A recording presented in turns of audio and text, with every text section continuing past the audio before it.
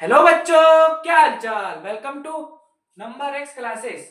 One shot series को आगे continue करते हुए अब मैं आपको कराऊंगा ट्रायंगल्स। ये जो ट्रायंगल चैप्टर है ये अक्सर आपके बोर्ड एग्जाम में 8 से 10 नंबर में पूछा जाता है।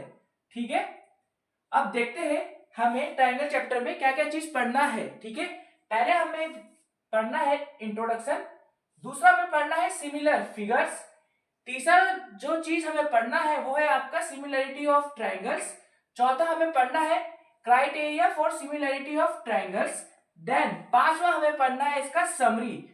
मैं जो ये चैप्टर कवर कराऊंगा इसमें मैं आपका 2025 सीबीएसई बोर्ड में जो पूछा गया सवाल था वो भी कवर कराऊंगा और उससे कुछ प्रीवियस क्वेश्चन भी क्या कराऊंगा मैं इस वीडियो में कवर कराऊंगा। ठीक है, आइए अब मैं आपको मिलता हूं इंट्रोडक्शन ऑफ ट्रायंगल। अब हम देखते हैं इंट्रोडक्शन ऑफ ट्रायंगल। आपको जो ट्रायंगल है एक 2D फिगर है। कैसा फिगर? 2D, वो भी कैसा? क्लोज्ड। ठीक है, जो कि आपका 3 लाइन सेगमेंट से मिलके बना है। ठीक है, कितने लाइन सेगमेंट? 3, जो कि है आपका AB। ठीक है, इस केस में AC और BC लाइन सेगमेंट से मिलके बना हुआ है। ये तो हमने पढ़ा अभी बेसिक ट्रायंगल होता क्या है। ठीक है, आपने क्लास 9 में कॉन्ग्रुएंसी ऑफ ट्रायंगल देखा था। ठीक है, जिसमें कि हमने देखा था कि जो दो ट्रायंगल है, एक ट्रायंगल मैंने मान लिया आपका ए बी सी, दूसरा ट्रायंगल मैंने मान लिया आपका पी क्यू आर। ठीक है, 9th क्लास में आपने देखा था कि हम लोग करते क्या थे कि ये दो ट्रायंगल का कॉन्ग्रुएंट प्रूफ करते थे। कॉन्ग्रुएंट बोलने का मतलब ये जो दो ट्रायंगल है आपस में इक्वल थे। मतलब अगर ये आपका 2 सेंटीमीटर है तो ये भी क्या होगा? 2 सेंटीमीटर होगा। अगर ये triangle A B C congruent होगा ट्रायंगल पी क्यू आर के तब। ठीक है, अब हमें क्लास 10th में ट्रायंगल में पढ़ना क्या है? हमें क्लास 10th में ट्रायंगल में केवल सिमिलरिटीज पढ़ना है। ठीक है, और कुछ प्रॉपर्टीज और थ्योरम। ठीक है, अब सिमिलरिटी में होता क्या है भाई?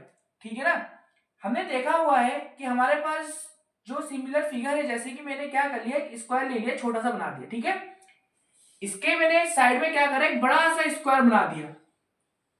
ठीक है, अब ये दोनों आपस में कॉन्ग्रुएंट तो है नहीं, मतलब इक्वल तो है नहीं, पर ये दोनों एक दूसरे के है क्या? सिमिलर है। ठीक है, अब हमें सेम यही चीज ट्रायंगल के केस में पढ़ना है। ठीक है, मैंने क्या करा, एक बड़ा ट्रायंगल बना दिया, इतना बड़ा। ठीक है, इसका मैंने नाम दे दिया ए बी सी। ठीक है, दूसरा ट्रायंगल मैंने क्या करा, छोटा सा ट्रायंगल बना दिया, इतना सा।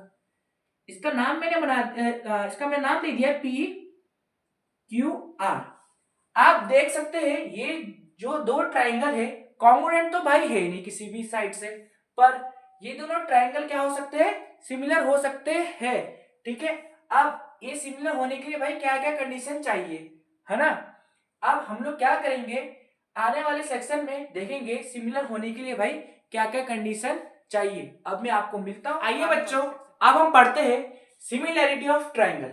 जैसे कि हमने पहले वाले सेक्शन में ट्रायंगल का इंट्रोडक्शन देखा। ठीक है, इंट्रोडक्शन में हमने दो चीजें देखी। पहला चीज हमने देखा कॉन्ग्रुएंसी क्या होता है, देन हमने देखा सिमिलर ट्रायंगल क्या होता है। ठीक है, जिसमें कि हमने सिमिलर फिगर के बारे में पढ़ा। अब हम देखते हैं सिमिलरिटी ऑफ ट्रायंगल। दो ट्रायंगल को सिमिलर होने के लिए भाई कितने कंडीशन की जरूरत है? ठीक है, उसको हम देखते हैं। कोई भी दो ट्रायंगल को सिमिलर होने के लिए दो कंडीशन की जरूरत है। ठीक है, अब ये जो दो कंडीशन है एक फिगर बना के आपको मैं समझाता हूं। ठीक है, मान लीजिए मेरे पास एक ट्रायंगल है, वो ट्रायंगल को मैं नाम दे रहा हूं ए बी सी। ठीक है, दूसरा ट्रायंगल है मेरे पास पी क्यू आर। ठीक है, मान लीजिए ये जो दो ट्रायंगल है ये क्या है? आपस में सिमिलर है। ठीक है, तो मैं इसको इस तरीके से डिनोट करूंगा, triangle A B C is similar to triangle P Q are.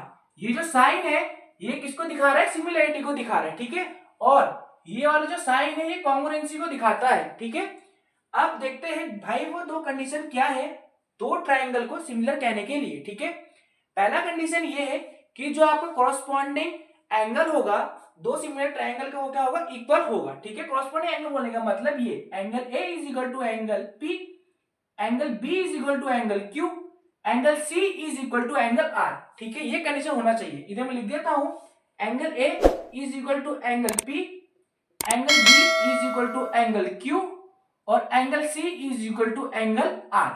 ठीक है, पहला कंडीशन ये बोलता है। अब हम देखते हैं सेकंड कंडीशन है क्या।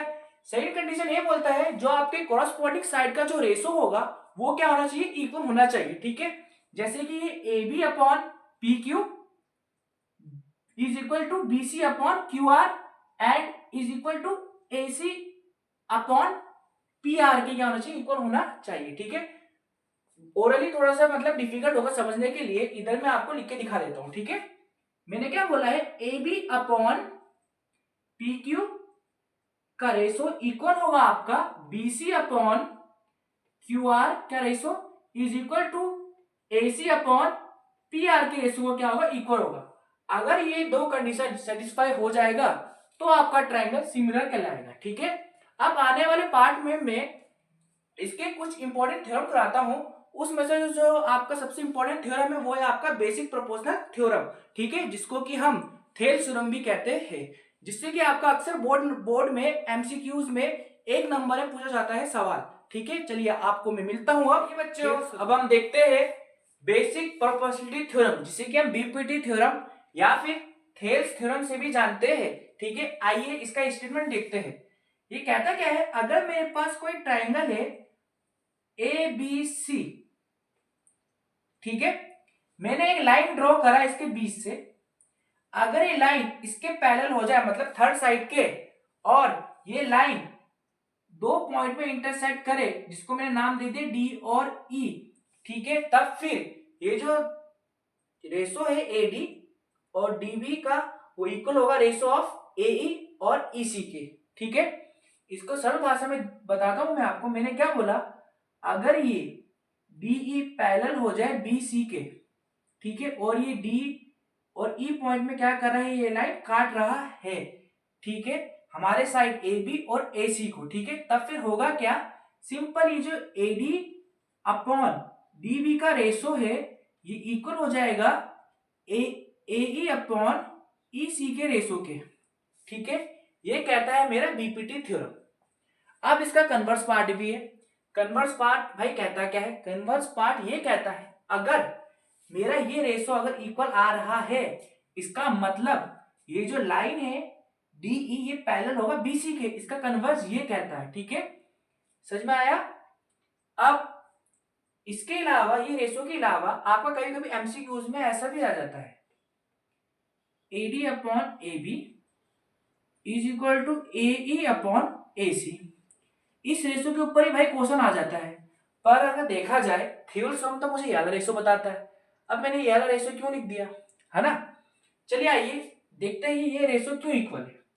सिंपल मेरे पास क्या है, एडी अपॉन डीबी है is equal to A E upon E C है। ठीक है, ये रेशो बनाने के लिए मैं क्या कर रहा हूं, उसको रेसिप्रोकल कर रहा हूं, DB upon AD is equal to EC upon A कर लिया मैंने। अब मैं बोथ साइड वन ऐड कर रहा हूं, मैंने बोथ साइड क्या करा, वन ऐड कर दिया। ठीक है,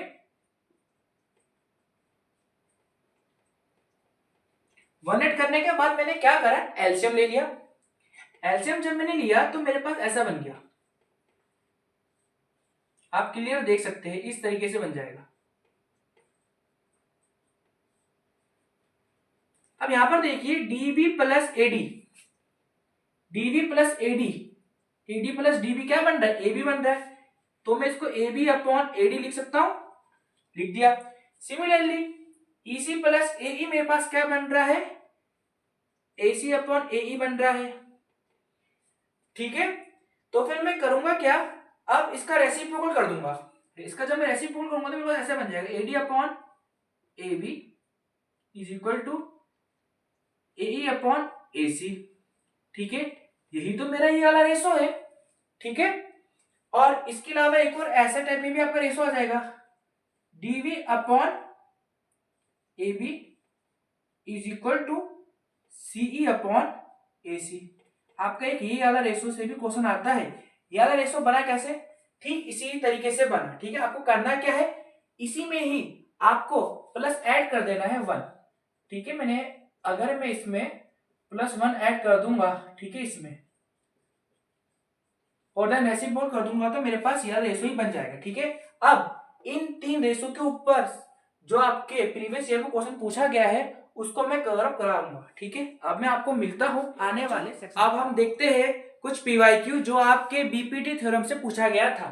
ठीक है, पहला पीवाईक्यू देखते हैं। ये आपके दो जो पीवाईक्यू है ये आपके 2025 बोर्ड एग्जाम का है जो कि आपके एमसीक्यू से पूछा गया था।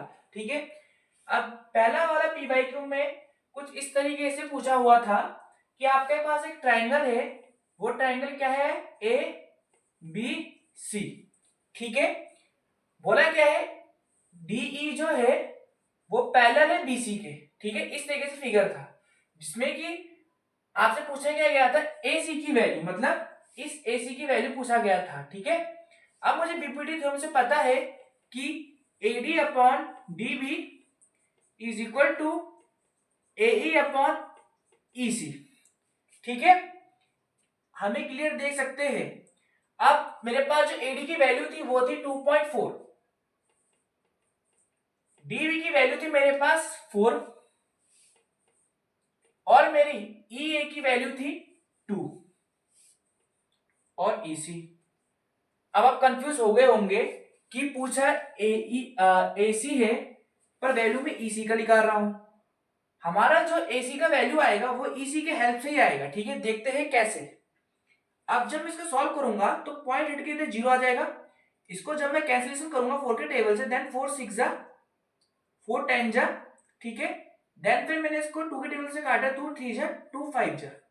इसको जब मैं कैलकुलेट करूंगा तो मेरे पास ईसी की वैल्यू लगभग 10/3 बन जाएगा। ठीक है, ये मेरे पास आंसर है, नहीं है, वैल्यू मुझसे पूछा हुआ है एसी का। ठीक है, अब मैं यहाँ पर क्लियर देख सकता हूं मेरा जो एसी बना हुआ है वो बना हुआ है एई प्लस ईसी के हेल्प से। ठीक है, then AC is equal to AE की वैल्यू कितनी है मेरे पास 2 और मेरे पास ईसी की वैल्यू कितनी है 10/3, देन 2 प्लस 10/3 एलसीएम लूंगा तो मेरे पास 6 प्लस 10/3 बन जाएगा। Then AC is equal to 16/3 centimetre. आपके पास ये आंसर आ जाएगा एसी की वैल्यू। ठीक है, आपने देखा ना किस तरीके से बीपीटी थ्योरम से पीवाईक्यू पूछा गया है 1 नंबर में। अब उसके बाद दूसरा क्वेश्चन भी आपका बीपीटी थ्योरम से ही पूछा गया है। ठीक है, इसका भी फिगर बनाता हूं। इसका फिगर कुछ इस तरीके से था, ट्राइंगल एबीसी। ठीक है, सेम डीई जो था पैरेलल था बीसी के। ठीक है, अब बीपीटी थ्योरम लगाऊंगा। ठीक है, अब इसमें जो बीपीटी थ्योरम लगाऊंगा इसको मैं थोड़ा मॉडिफाइड वाला बीपीटी थ्योरम लगाता हूं। ठीक है, जो कि मैंने आपको बताया था ऐसे, AD upon AB is equal to AE upon AC. ठीक है, मैंने इसलिए लगाया है क्योंकि मुझे यहाँ पर ए बी की वैल्यू क्लियर दिख रहा है। ठीक है, और ए सी की वैल्यू क्लियर दिख रहा है। अगर मैं इसको तोड़ तोड़ के करूंगा उससे भी आ जाएगा। ठीक है, पर ये जो है मैं डायरेक्ट वैल्यू लगा के कर रहा हूं। ठीक है, ताकि मुझे थोड़ा सा मतलब इजी हो। अब मैं देख सकता हूं मेरे पास एडी की वैल्यू कितनी आ रही है 4 आ रही है और मेरे पास ए बी की वैल्यू कितनी आ रही है 9 आ रहा है, इज इक्वल टू अब ए अपॉन एसी की वैल्यू है 13.5। अब आप सोच रहे होंगे यहाँ पर तो भाई ईसी की वैल्यू पूछा हुआ है, यहाँ पर तो मैं एई की वैल्यू निकाल रहा हूँ। ठीक है, मैं आपको फिर से कहना चाहता हूँ ये जो एई की वैल्यू है ये आपका विद द ये जो एई की वैल्यू मुझे हेल्प करेगा किसकी वैल्यू फाइंड करने के लिए, ईसी का वैल्यू फाइंड करने के लिए। ठीक है, उसको अब देखते हैं किस तरीके से निकालेंगे। इसको भी मैं क्या करूंगा, इधर मल्टीप्लाई करूंगा, then 4 into 13.5/9 is equal to A हो जाएगा। इसको इससे मल्टीप्लाई करने का आपके पास आ जाएगा 54/9 is equal to A. Then फिर आपको ए की वैल्यू आ जाएगी कितनी 6। ठीक है, अब मुझसे मतलब आंसर में क्या पूछा था ईसी। मैं यहाँ पर क्लियर देख सकता हूं मेरे पास जो एसी बन रहा है वो बन रहा है ए प्लस ईसी। आप देखिए जरा ए प्लस ईसी से क्या बन रहा है, एसी बन रहा है। और मेरा एसी की वैल्यू कितनी गिवन है 13.5 सेंटीमीटर। ठीक है, और ए की वैल्यू कितनी निकाली मैंने 6 और ईसी की वैल्यू मुझे फाइंड करना है। ठीक है, अगर मैं 6 को 13.5 से माइनस करूंगा तो मेरे पास जो आंसर बनेगा वो बनेगा 7.5 सेंटीमीटर। तो फिर मेरी ईसी की वैल्यू कितनी आ गई 7.5 सेंटीमीटर। ठीक है, अब मैं आपको मिलता हूँ आने वाले सेक्शन के। अब हम पढ़ते हैं criteria for similarity of triangle. ठीक है, अब हम देखते हैं हमें ट्राइंगल में सिमिलरिटी के लिए कितने क्राइटेरिया पढ़ने हैं। ठीक है, बेसिकली हमें 3 क्राइटेरिया पढ़ने हैं। ठीक है, पहला आपका क्राइटेरिया होता है एंगल एंगल एंगल। ठीक है, जिसे कि हम ए से भी नोट करते हैं और ए बी से भी करते हैं। ठीक है, आइए इसको एक एग्जांपल से समझते हैं। मेरे पास एक ट्राइंगल है, इसको मैंने नाम दे दिया है ए बी सी। ठीक है, दूसरा ट्राइंगल मैंने मान लिया है डी ई एफ। ठीक है, मैंने ये एंगल बी को 60 मान लिया, एंगल ई को भी 60 मान लिया। ठीक है, देन मैंने एंगल ए को भी 60 मान लिया, देन एंगल डी को भी 60 मान लिया। ठीक है, अब हमें पता है अगर दो ट्राइंगल का जो सम है, ठीक है, इसको 180 से माइनस करूंगा, इसकी कुछ वैल्यू आ जाएगी। ठीक है, सिमिलरली अगर ये दो एंगल भी इक्वल है, इसका भी सम को 180 से माइनस करूंगा तो इसकी वैल्यू वही आएगी जो इसका आएगा। ठीक है, तब फिर मैं चाहे इसको ए लिखूं चाहे ए लिखूं, ठीक है, एक ही बात है। ठीक है, अब जब ये दो ट्राइंगल जब सिमिलर हो गए हैं, ठीक है, इस केस में देख सकता हूं ये मेरे पास इक्विलेटरल ट्राइंगल बन रहा है। ठीक है, चलिए आइए अब इसका मैं साइड को कुछ मेजरमेंट दे देता हूं। ठीक है, मैंने यहाँ पर इसका एक साइड को क्या मान लिया, 2 मान लिया, इधर मैंने क्या मान लिया, 4 मान लिया। ठीक है, अगर इक्विलेटरल ट्राइंगल है तो यहाँ पर भी कितना हो जाएगा, 2 सेंटीमीटर का हो जाएगा, इधर भी 2 सेंटीमीटर, इधर भी 4, देन इधर भी 4। ठीक है, अब जब ये दो ट्राइंगल सिमिलर हो चुके हैं तो इनका रेशियो भी क्या होगा, इक्वल होगा। ठीक है, मैं देख सकता हूं A B upon DE is equal to A C upon D F is equal to B C upon E F. इनका जो रेशियो होगा वो होगा 2/4। इसको सॉल्व करने पर आ जाएगा 1/2। आप क्लियर देख सकते हैं। ठीक है, अब हमें जो दूसरा क्राइटेरिया देखना है वो है क्या मेरे पास, एस क्राइटेरिया, जिसको क्या हम बोलते हैं साइड एंगल साइड। ठीक है, अब ये क्राइटेरिया कहता क्या है, ये क्राइटेरिया कहता है अगर मेरे पास दो ट्राइंगल है ए बी सी, दूसरा ट्राइंगल मैंने मान लिया है डी ई एफ। ठीक है, मान लो जैसे कि मेरे पास ये एंगल है, इसको मैंने कितना मान लिया 40, इसको भी कितना मान लिया 40। ठीक है, अब ये साइड को मैंने कितना मान लिया है 2 और ये साइड को कितना मान लिया मैंने 4। ठीक है, देन मैंने फिर ये वाले साइड को 4 मान लिया और ये वाले साइड को मैंने कितना मान लिया 8 मान लिया। ठीक है, अब इस क्राइटेरिया अकॉर्डिंग हम देख सकते हैं कि एंगल ए और एंगल डी कितना आ रहा, 40 आ रहा है। ठीक है, और side A B upon DE का रेशो इक्वल आ रहा है मेरा A C upon D F के। ठीक है, कैसे देखते हैं, इधर ए बी की जगह में कितना है 2, डीई के जगह में है 4 इज इक्वल टू मेरे पास एसी की जगह में है 4 और डीएफ की जगह में है 8। इसको काटने पर आ जाएगा 1/2 इज इक्वल टू 1/2। ठीक है, तब फिर ये दोनों क्या होंगे, इक्वल होंगे। ठीक है, ये क्राइटेरिया हमें ये कहता है। अगर आपको इन क्राइटेरिया का प्रूफ चाहिए तो आप मेरे कमेंट सेक्शन में प्रूफ लिखिए, तो फिर मैं इसका प्रूफ दे दूंगा। ठीक है, अब तीसरा क्राइटेरिया कहता क्या है, तीसरा क्राइटेरिया ये कहता है एस एस एस, मतलब साइड साइड साइड। अगर किसी भी ट्राइंगल के तीनों साइड का रेशो सेम आएगा तो फिर वो जो ट्राइंगल होगा वो सिमिलर कहलाएगा। ठीक है, इसका एग्जांपल लेते हैं। मेरे पास एक ट्राइंगल मैंने मान लिया है पी क्यू आर, दूसरा मैंने मान लिया है डी ई एफ। ठीक है, मैंने क्या करा, मैंने ये पी क्यू को क्या मान लिया 5 और इसको मैंने कितना मान लिया 10, इसको मैंने मान लिया 4, इसको मैंने मान लिया है 8, इसको मैंने मान लिया है 16, इस साइड को मैंने मान लिया है 32। ठीक है, अब होगा क्या, इन सबका रेशो क्या आएगा, सेम आएगा। देखते हैं जरा, P Q upon DE, P Q की जगह में कितना है 5 और डी की जगह में 10, जो क्या आ जाएगा 1/2। ठीक है, देन इधर मैं देख सकता हूं Q R upon E F is equal to 4/8, जो कि आ जाएगा 1/2। ठीक है, देन यहाँ पे मैं देख सकता हूँ P R upon D F is equal to 16/32, जो कि कितना हो जाएगा 1/2। ठीक है, मैं देख सकता हूँ इनका जो रेशो है क्या है, इक्वल है, तो फिर ट्राइंगल क्या होगा, सिमिलर होगा। ठीक है, और इनके एंगल भी क्या होंगे, आपस में इक्वल होंगे। ठीक है, अगर आपको इसका प्रूफ चाहिए, ठीक है, कमेंट कर देना। ठीक है, अब मैं आपको मिलता हूं इन सब से पूछे गए पीवाईक्यू में। ठीक है, जो कि आपके 2025 के पीवाईक्यू होगा। ठीक है, अब मैं आपको मिलता हूं आपके पीवाईक्यू। बच्चों अब हम एक पीवाईक्यू सॉल्व करते हैं। ये जो पीवाईक्यू है ये 2025 का नहीं है, पर ये हाल ही में पूछा गया है आपके, ठीक है। अब देखते हैं इसको हम किस तरीके से सॉल्व करते हैं, ठीक है। पूछा क्या था इस क्वेश्चन में कि C A upon C D is equal to C B upon C A और C A square is equal to C B into C D, ठीक है। को क्या करना है, प्रूफ करना है, ठीक है। अब देखते हैं क्या क्या हमें गिवन है। गिवन ये था कि D is a point on the side BC, ठीक है। डी क्या है, पॉइंट है साइड बीसी में, ठीक है, of triangle ABC such that angle ADC मतलब angle ADC is equal to angle BAC मतलब इसके इक्वल है, ठीक है। अब मैं क्या करूंगा, इस ट्रायंगल को ना दो पार्ट में तोड़ देता हूं इसको सॉल्यूशन करने के लिए, ठीक है। पहला ट्रायंगल जो मैं बनाऊंगा वो बनाऊंगा ऐसे ए डी सी, दूसरा ट्रायंगल बना रहा हूं ऐसे करके ए बी सी। कंफ्यूज मत होना, अगर मैं इसको उठा के ऐसे रखूंगा यहाँ पर डी आ जाएगा, ठीक है। ये क्या है, ये वाला पार्ट इतना वाला है और ये वाला पार्ट ये फुल ट्रायंगल है, ठीक है। ये प्रूफ करने के लिए मैंने क्या करा हुआ है, अलग अलग करा हुआ है, ठीक है, ताकि आपको आसानी से समझ में आए, ठीक है। मुझे क्या पता है, एडीसी किसके इक्वल है, एंगल ए के बड़े वाले के, ठीक है, इतना। अब इसके बाद देखिए एडीसी में ये कॉमन है, एडीसी और एबीसी में ये एंगल कॉमन है, मतलब ये दोनों क्या होंगे, सेम होंगे, ये और ये क्या होगा, सेम होगा, ठीक है।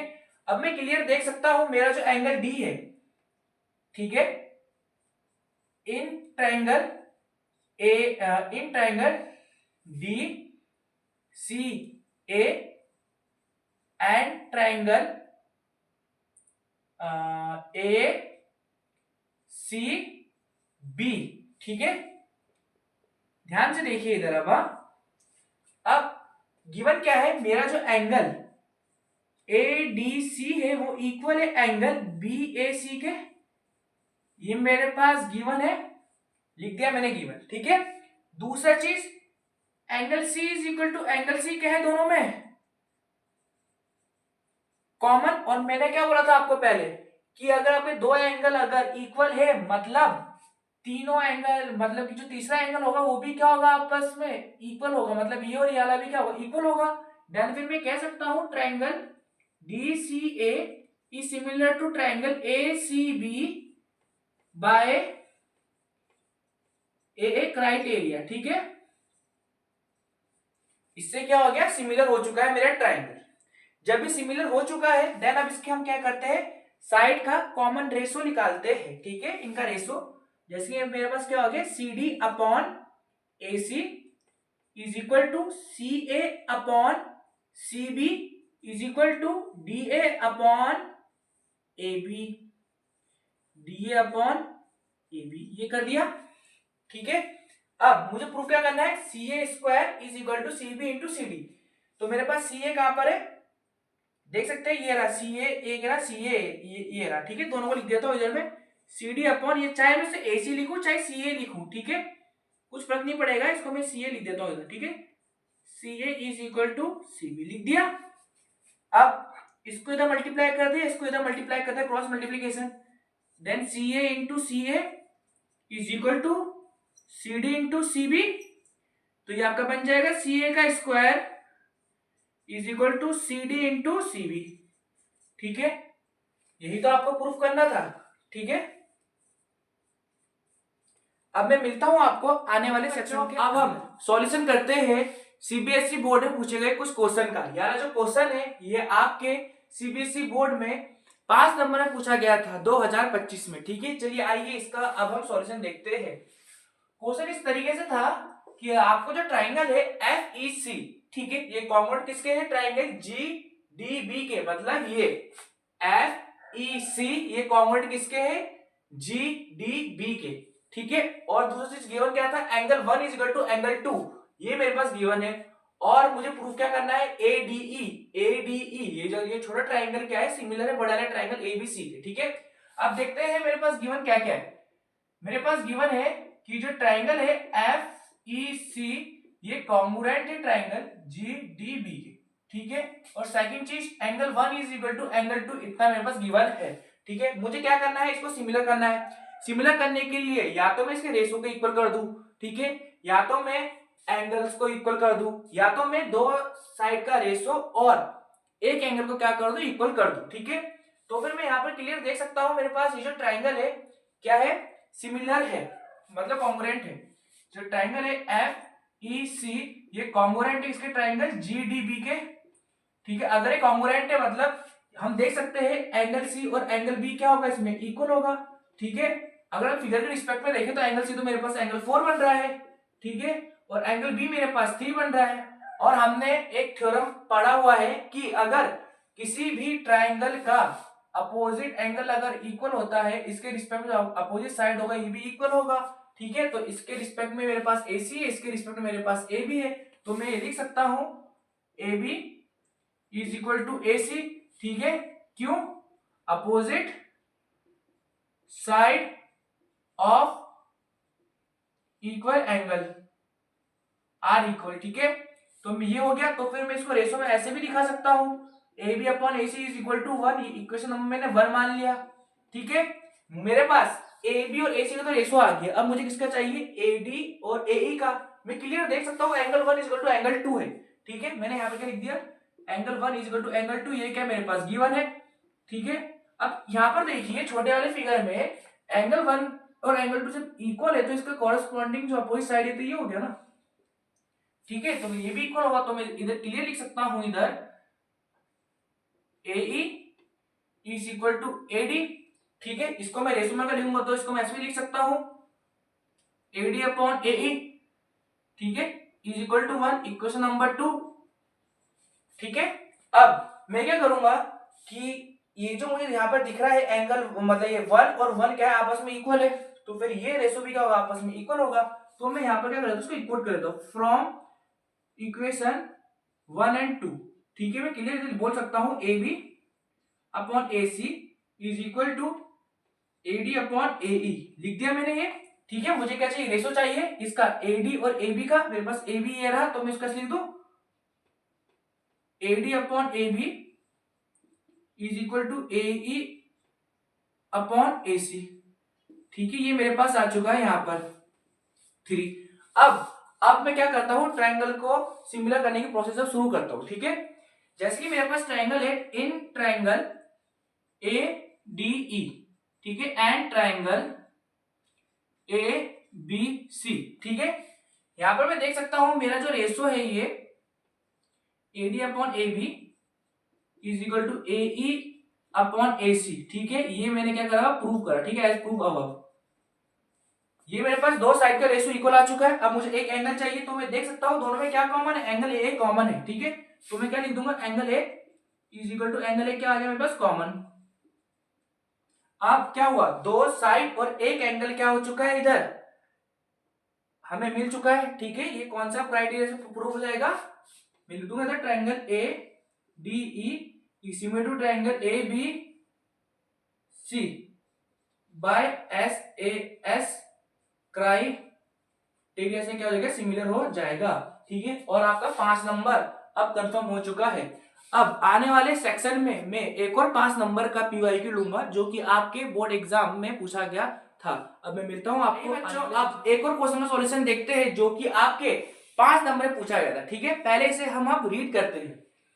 Side AB and AC and median AD of a triangle ABC are respectively proportional to side PQ and PR and median PM of another triangle PQR, so that triangle ABC is similar to triangle PQR। अरे ये कैसा question पूछ ले भाई, चिंता मत करिए, मैं इसका सॉल्यूशन एकदम आसानी से कराऊंगा आपको। ठीक है, मेरे चैनल में बने रहिए।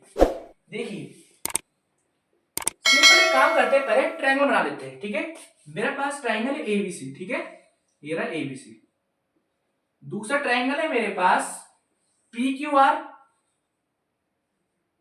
ठीक है, अब हम इधर क्लियर देख सकते हैं कि बोला हुआ AD मीडियन है, AD मैंने क्या कर दिया, मीडियन इधर खींच दिया। ठीक है, दूसरा PMB क्या है, मीडियन है PQR का, तो मैंने इधर भी क्या कर दिया, मीडियन खींच दिया ये। ठीक है, मीडियन का खास बात क्या होता है, दो इक्वल पार्ट है, बांटेगा, ये पार्ट इसके इक्वल, ये पार्ट इसके इक्वल हो गया। अब इसके बाद गिवन क्या है वो लिखते हैं, ठीक है। गिवन हमें ये बोला हुआ है कि ये जो ट्रायंगुलर साइड है AB का जो रेशो है किसके साथ, PQ, इसके साथ वो इक्वल है साइड AC और PR, मतलब AC और PR के रेशो के, ठीक है। और वो फिर किसके इक्वल है, मीडियन AD और PM के रेशो के, ठीक है। वो मैं इधर लिख देता हूं, जो क्या बोला हुआ इसमें, AB upon PQ is equal to AC upon PR is equal to AD upon PM, ठीक है। अब मुझे प्रूफ क्या करना है, प्रूफ मुझे करना है भाई ये ट्रायंगल ABC किसका सिमिलर हो, ट्रायंगल PQR के, ठीक है। तो मैं यहाँ पे क्लियर देख सकता हूँ, मेरे पास क्या गिवन है, AB अपॉन PQ का रेशो और AC अपॉन PR का रेशो, ठीक है। पर मेरे पास इसका रेशो तो गिवन ही नहीं है, मेरे पास इसकी जगह मीडियन दे दिया है, ठीक है। तो मैं तो एक तरीके से यहाँ पर फंस गया ना फिगर के अकॉर्डिंग, तो और मुझे कुछ पता नहीं लग रहा है, तो फिर मैं क्या करूंगा, यहाँ पर कंस्ट्रक्शन करूंगा, ठीक है। कंस्ट्रक्शन से होगा क्या कि मैं ना यहाँ पर जो एंगल है ना, यहाँ पर इसको मैं इक्वल प्रूफ कर दूंगा। देखिए कैसे, मैंने क्या करा, यहाँ पर कंस्ट्रक्शन से यहाँ पर एक पॉइंट बना दे E, ठीक है। इसको मैंने यहाँ पर भी ज्वाइन कर दिया और यहाँ पर भी ज्वाइन कर दिया। सिमिलरली मैंने यहाँ पर भी कंस्ट्रक्शन से यहाँ पर एक पॉइंट बना दिया F, इसको मैंने यहाँ पर ज्वाइन कर दिया, देन यहाँ पर ज्वाइन कर दिया, ठीक है। इधर लिख देते हैं कंस्ट्रक्शन, ठीक है। मैंने क्या करा हुआ, प्रोड्यूस करा हुआ, ठीक है, किसे, AD को टू E तक, ठीक है। सच दैट इस तरीके से करा हुआ है मैंने कि मेरा AD किसके इक्वल हो गया, ED के, ठीक है। और सिमिलरली मैंने क्या करा हुआ है, इधर हमारा जो है PM को प्रोड्यूस कर दिया है कहां तक, F तक, सच दैट इस केस में क्या हुआ होगा, जो PM है वो इक्वल आ चुका है MF के, ठीक है। इतना समझ में आ गया। अब मैं क्या करूंगा, इन दो ट्रायंगल को कॉन्ग्रुएंट करूंगा, ठीक है। कॉन्ग्रुएंट क्यों कर रहा हूं अभी आपको समझ में आएगा आगे, जब मैं कॉन्ग्रुएंट करने का जब मैं वैल्यू इधर पुट करूंगा, ठीक है, आपको पूरा क्लियर हो जाएगा, ठीक है। तब तक सब्र रखिए थोड़ा। मेरे पास ट्रायंगल है ABD, ठीक है, एंड ट्रायंगल ECD, ठीक है।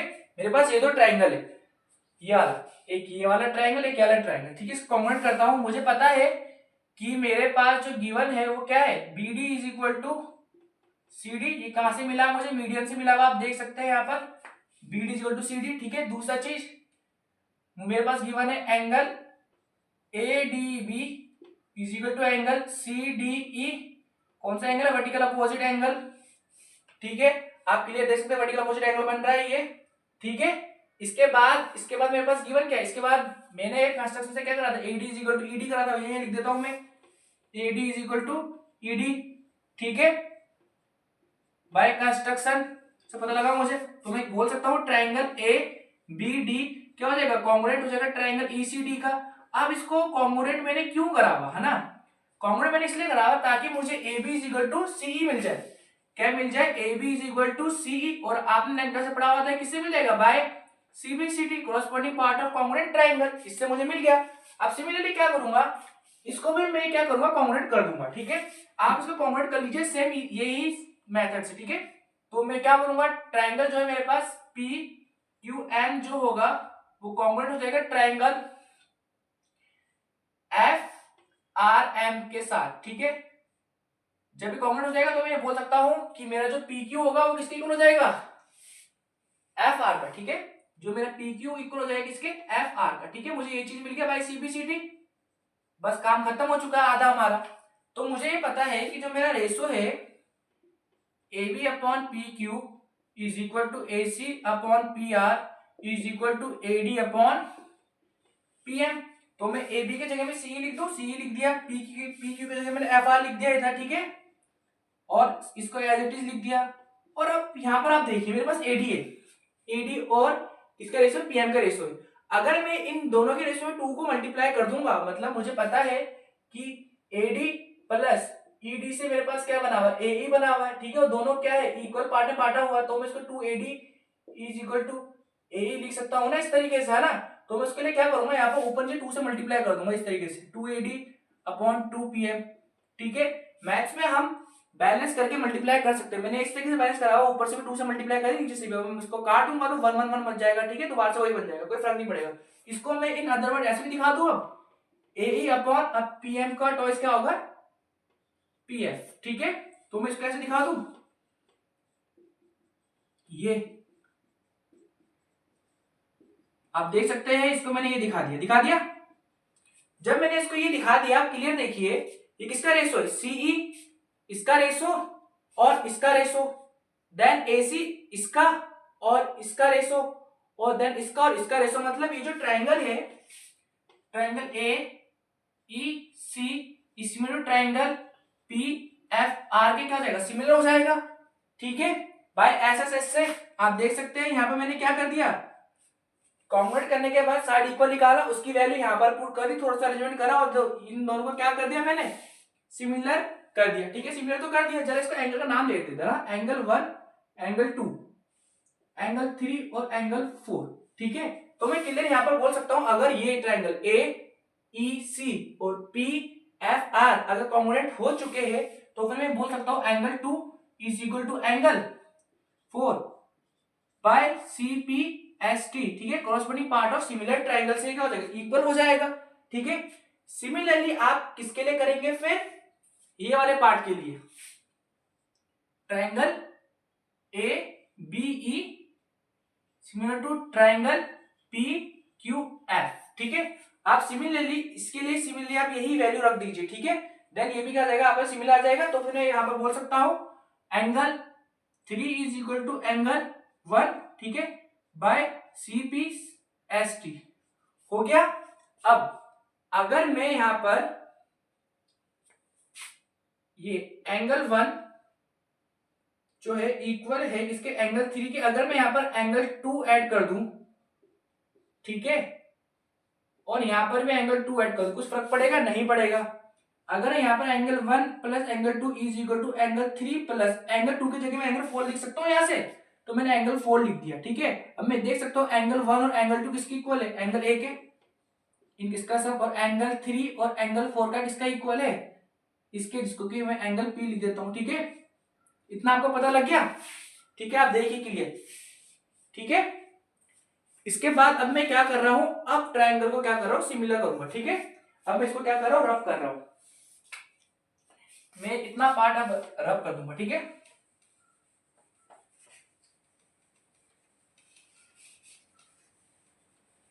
अब देखिए जरा, अब मुझे एंगल ही मिल चुका है। ठीक है, अब मैं क्या करूं, सिमिलर करता हूं। मैंने लिख दिया in triangle A B C and triangle P Q R, लिख दिया। ठीक है, और मुझे गिवन क्या है, गिवन मेरे पास ये है कि A B upon P Q is equal to A C upon P R. ठीक है, ये मेरे पास गिवन है। दूसरा चीज, इसको मैंने इक्वेशन नंबर 1 मान लिया। ठीक है, और मैं लिख सकता हूं इधर angle A is equal to angle P by equation 1। ठीक है, और आपने इसको देखा है कि इतना करने के लिए मैंने कितना प्रोसेस करा हुआ। ठीक है, हो गया। तो मैं बोल सकता हूं triangle A B C is similar to triangle P Q R, कौन सी property, by S A S criteria से। ठीक है, ये आपका क्या हो गया, प्रूफ।